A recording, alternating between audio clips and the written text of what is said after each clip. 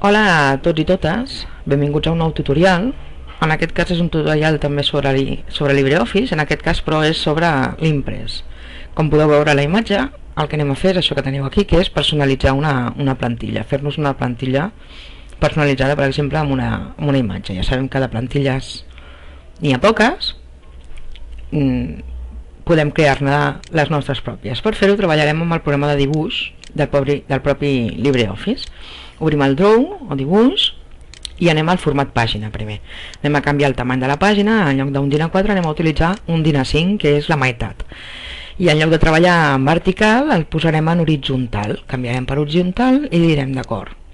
La fotografia encara no encaixa, però ja l'anirem fent encaixar. Ara el que farem és portar la fotografia que hàgim escollit per fer de fons de les nostres presentacions. Per tant, anem a posar aquí la fotografia dins d'una imatge, inserir una imatge dins d'un fitxer, busquem la fotografia que estiguem disposats a fer servir i la obrim i la posem en el nostre programa de dibuix. Ara el que farem és adaptar la fotografia a l'espai en blanc. El primer que fem és pujar fins a dalt de tot a l'esquerra i ara amb l'ajut de la tecla Shift, que és la de la fletxeta damunt de les majúscules, i el cursor i el ratolí, la fem més gran mantenint les proporcions fins que tapi tota la part blanca. Comprovem que tapa tota la part blanca i si de cas traiem una mica de zoom per poder treballar amb tota la imatge. Amb aquesta imatge ja tenim gairebé la meitat de la feina feta. El que passa és que les lletres aquí sobre, amb tants colors, no es distingirien bé. Per tant, li hem de fer alguna cosa perquè puguem escriure sobre que es vegin bé les lletres. El que farem és, deseleccionant la fotografia, dibuixar un nou quadrat. Escollim l'eina de quadrat i dibuixem un quadrat que tapi absolutament tota la fotografia. Com que és un quadrat que estem dibuixant a sobre, evidentment no la veiem perquè tenim el quadrat a sobre. Ara farem doble clic sobre aquest quadrat i anirem a àrea per canviar el color i també la transparència. Cliquem a àrea i el primer que farem és, en lloc d'aquest blau, el farem en blanc, aquest quadrat. I la segona cosa que farem és anirem a transparència, li direm que volem transparència i no la volem del 50, sinó que la farem només del 30% de transparència.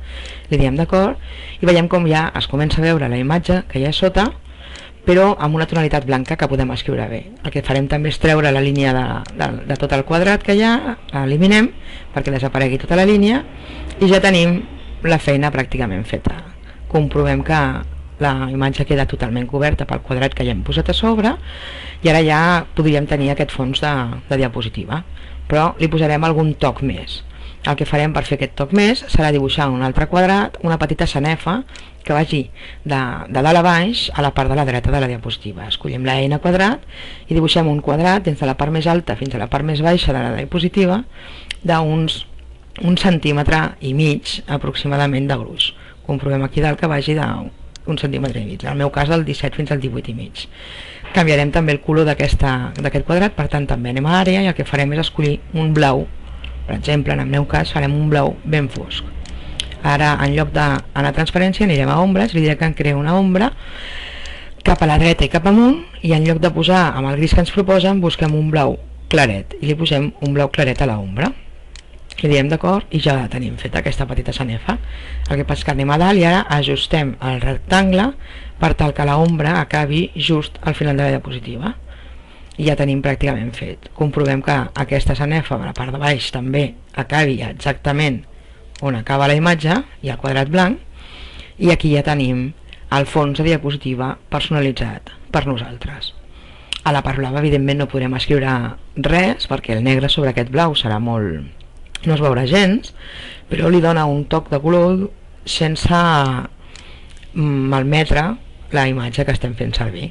El que farem ara és guardar-la, però no un guardat normal, sinó un exportar. Exportarem.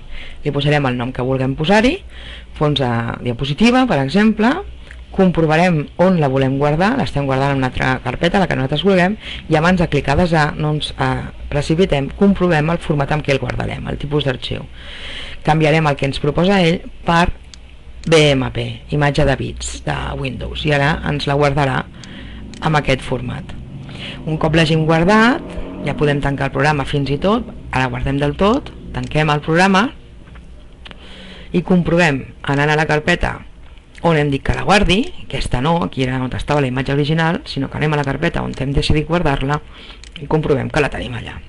I sí, ja la tenim preparada per poder acabar el tocs del nostre fons de diapositiva.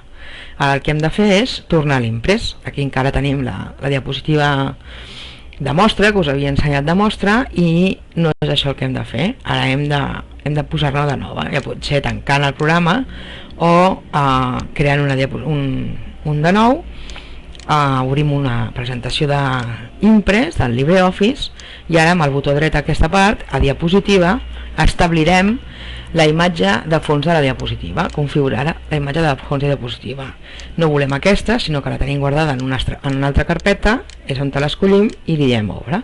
Ara ens preguntarà si aquesta la imatge la volem configurar per tota la presentació. Li diem que sí i ja ho tenim aquí. Ja tenim que la podem fer servir i comprovem que realment si escrivim amb lletra negra doncs es veu prou bé, es veu bé. Esborrem el que hem escrit perquè el que volem fer ara és guardar aquesta plantilla. Desarem la plantilla, ens obre aquesta pestanya diferent i si comprovem les plantilles veurem que hi ha una carpeta on estan les clàssiques i una altra carpeta on podem guardar les nostres personalitzades. Diem a desar i aquesta li havíem dit a Esther, doncs aquesta li posarem la flor de l'au del paraís i la desem. Un cop desada veiem que aquí ja ens surt i ja podem tancar aquesta pestanya. El que podem comprovar també és que si anem a la zona dels fons més destacats no hi és encara. Què hem de fer per poder-lo trobar? Si tanquem i tornem a obrir el programa veurem que ja tenim en la zona de fons que podem escollir haurà aparegut la que ens hem creat a l'anterior. La podem escollir i ja la podem fer servir. I cada vegada que creem una diapositiva ens posa aquesta imatge com a fons de pantalla de la diapositiva. Com que al moment de guardar hem escollit o teníem escollit el format de la diapositiva que té la part alta, posar-hi un títol i a un altre posar-hi text, anem a comprovar anant als formats de la diapositiva, anem al format de la diapositiva, podem comprovar que podem canviar de tipus de diapositiva que volem fer servir, dins de qualsevol de les que hi ha, la que no té res, la que té un títol i un text, que és la que teníem al principi, o qualsevol de les que necessitem. Per tant, ja tenim aquí la diapositiva preparada per treballar en qualsevol moment que la necessitem. I fins aquí aquest tutorial.